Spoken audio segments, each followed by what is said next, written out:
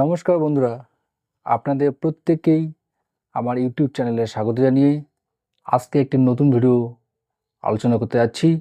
এই ভিডিওটিতে আমি বমি ও তার কয়েকটি অব্যর্থ হোমিওপ্যাথিক ওষুধ নিয়ে আলোচনা করব। আজকের ভিডিওটি কিন্তু খুবই গুরুত্বপূর্ণ হতে যাচ্ছে, কারণ এই ভিডিওটির মাধ্যমে আপনারা অনেক কিছু জানতে পারবেন, শিখতে পারবেন।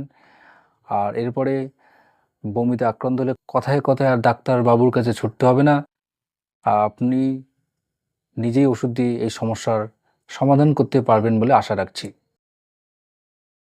তো যাই হোক, ভিডিওটি শুরু করার একটা ছোট্ট রিকোয়েস্ট, আপনি যদি আমার চ্যানেলে নতুন হয়ে থাকেন বা এখনও কোনো কারণে সাবস্ক্রাইব করে ওঠেনি, প্লিজ সাবস্ক্রাইব করতে কিন্তু ভুলবেন না।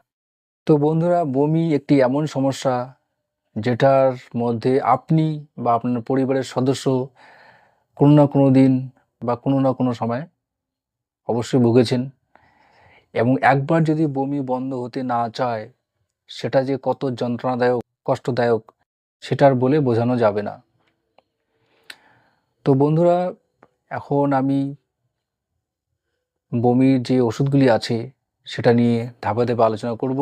তো বন্ধুরা, বমির বিভিন্ন ধরন দেখে কখন কোন ওষুধ প্রয়োগ করতে হবে বা কখন কোন ওষুধটা অব্যর্থ হবে সেটা এই ভিডিওর মাধ্যমে আমি আলোচনা করার চেষ্টা করছি, এবং এর মাধ্যমে আমি আশা রাখছি যে আপনারা অবশ্যই উপকৃত হবেন।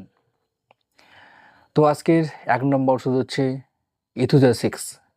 যখন কোনো মাতৃদুগ্ধ পানকারী শিশুর বমি দেখা যায়, বিশেষ করে যখন বমিটা দইয়ের মতো হয়ে বেরিয়ে আসে, সেক্ষেত্রে কিন্তু ইথোজাসিক্স খুবই অব্যর্থ ওষুধ এবং গুরুত্বপূর্ণ ওষুধ বা স্পেসিফিক ওষুধ বলা যায়, কারণ এটা দিলেই রেজাল্ট অবশ্যই আসবে, এবং সেটা 6 পোটেন্সিতেই খুবই রেজাল্ট ভালো আসে, এবং সেটা দেওয়ার ধরন হচ্ছে দিনে 3 বার করে কমপক্ষে 7 দিন চালাতে হবে।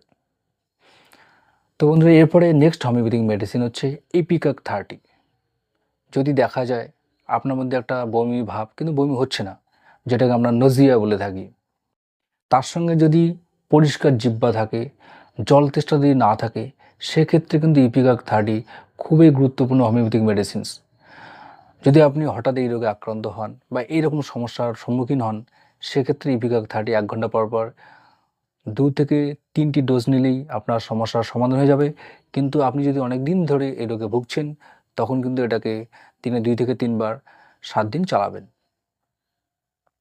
বন্ধুরা, আজকে নেক্সট মেডিসিনস নাক্সভূমিকা 30। তো আমরা জানি নাক্সভূমিকা 30 এটি খুবই গুরুত্বপূর্ণ মেডিসিন। এমন কোনো রোগ নেই যেখানে নাক্সভূমিকার রেজাল্ট নেই, তাই তো? আমি নাক্সভূমিকা নিয়ে একটা ভিডিও বানিয়েছি, ডেসক্রিপশন বক্সে তার লিঙ্ক দেওয়া থাকবে, চাইলে আপনারা দেখে নিতে পারবেন। তো বন্ধুরা, যখন কোনো রিচ ফুড খাওয়ার পরে বমি হচ্ছে আর মনে হচ্ছে যে বমি হলে বোধহয় আমার শরীরটা ভালো হয়ে যায়, আমি ফ্রেশ ফিল করব, তো সেক্ষেত্রে কিন্তু নাক্সভূমিকা খুবই অপরিহার্য ওষুধ। তো ডোজ হচ্ছে 30 পোটেন্সিতে 2 ফোঁটা করে দিনে 3 বার কমপক্ষে 7 দিন চালাবেন। আর যদি অ্যাকুইট কন্ডিশন হয়ে থাকে বা যেটাকে বলা সদ্য শুরু হয়েছে এরকম ভাব যে বমি হলে ভালো লাগবে, তখন কিন্তু আপনি নাক্সভূমিকা 30 2 ফোঁটা করে 1 ঘন্টা পর পর 2 থেকে 3টি ডোজ নিলেই কিন্তু এই সমস্যার হাত থেকে মুক্তি পাবেন। তো বন্ধুরা, আজকে বমির নেক্সট যে ওষুধটি সেটা হচ্ছে ভেট্রাম অ্যালবাম 30। এই ওষুধটি আমরা তখনই প্রয়োগ করব যখন বমি প্রচুর পরিমাণে হয়ে থাকে এবং তার সঙ্গে প্রচুর পরিমাণে মলত্যাগ হয়ে থাকে এবং পেশেন্ট প্রচুর পরিমাণে জল খেতে চায়। সেক্ষেত্রে কিন্তু ভেট্রাম অ্যালবাম সত্যি খুব অব্যর্থ হোমিওপ্যাথিক ওষুধ, এবং যতবারই দেবেন ততবারই এর রেজাল্ট দিয়ে থাকবে এবং এই সমস্যার হাত থেকে মুক্তি পেয়ে যাবেন। তো বন্ধুরা, এরপরে বমির যে ওষুধটি নিয়ে আমি আলোচনা করব সেটা হচ্ছে ফসফরাস 30। তো যখন দেখা যাবে যে পেশেন্টের ভিতরে একটা জ্বালা আছে, ঠান্ডা কিছু খেলে ভাল লাগবে এবং খাওয়া দাওয়ার প্রায় 10 মিনিট পর বমি হবে, সেক্ষেত্রে কিন্তু ফসফরাস 30 খুবই গুরুত্বপূর্ণ হোমিওপ্যাথিক মেডিসিন। আর এরপরে যে হোমিওপ্যাথিক ওষুধটি রয়েছে সেটা হচ্ছে আর্সেনিকাম অ্যালবাম 30।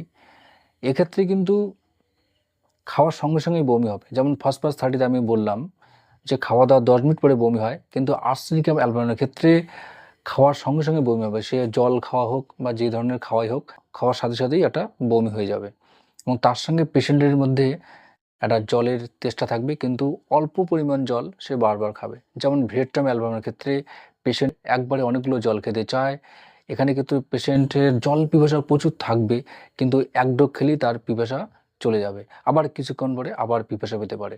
তো এক্ষেত্রে কিন্তু আর্সেনিকাম অ্যালবাম 30 খুবই গুরুত্বপূর্ণ হোমিওপ্যাথিক ওষুধ।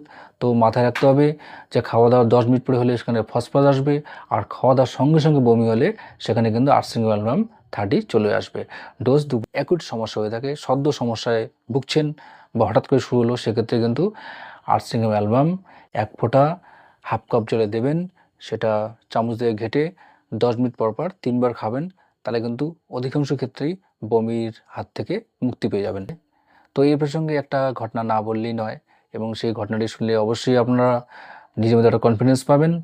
তো সেটা হচ্ছে, যে হসপিটালে চাকরি করি আর কি, তো তার পাশে একটা চায়ের দোকান রয়েছে, আমরা মাঝে মাঝে ওখানে গিয়ে চা খাই।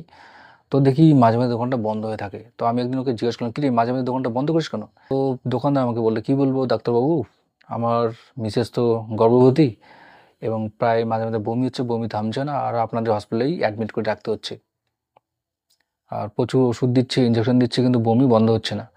তো আমি তাকে বললাম, শোন, তুই আমার চেম্বারে দেখা করবি, আমি তোকে 4টা পুড়িয়ে দেবো, আশা করি এই সমস্যার হাত থেকে তুই মুক্তি পাবি। তো কথা মতো সে আমার চেম্বারে এলো, আমি তাকে আর্সেনিক আনলাম 4টা পুড়িয়ে দিয়ে দিলাম, বললাম যে হাফ কাপ জলে একটা পুড়িয়ে দিয়ে গুলিয়ে 10 মিনিট পর পর 3 বার খাওয়াবি, দেখবি বমি বন্ধ হয়ে যাবে, এরপর যদি আবার বমি আসে তা আবার খাবি, নাহলে খাওয়ানোর দরকার নেই। তো তখনই সে যখন এই ওষুধটি খাওয়ালো, তারপর থেকে আর কোনোদিনও ওই রোগীর এই সমস্যা হয়নি, এবং সে দোকানদার তো অবশ্যই খুব খুশি, এবং সে প্রায় আমার প্রচার যারা যে কাস্টমার দোকান আসে তাদের কাছে করে দেয়, এবং সেদিক থেকে আমি উপকৃত হয়েছি অনেক, এবং হচ্ছি। তো বন্ধুরা, এটাই হচ্ছে হোমিওপ্যাথি। এবং আপনাদের যদি আরও কোনো এরকম ওষুধ জানা থাকে, অবশ্যই কমেন্ট সেকশনে জানাবেন, কারণ শেখার কোনো শেষ নেই। আপনাদের কাছ থেকেও আমার হয়তো শেখার অনেক কিছু আছে। তো বন্ধুরা, ভিডিওটি আজকে এখানে শেষ করছি। যদি ভালো লেগে থাকে অবশ্যই লাইক শেয়ার কমেন্ট করে জানাবেন। এরপরে দেখা হবে আরেকটি কোনো গুরুত্বপূর্ণ হোমিওপ্যাথিক মেডিকেল ভিডিও নিয়ে। ভালো থাকবেন, সুস্থ থাকবেন, ধন্যবাদ।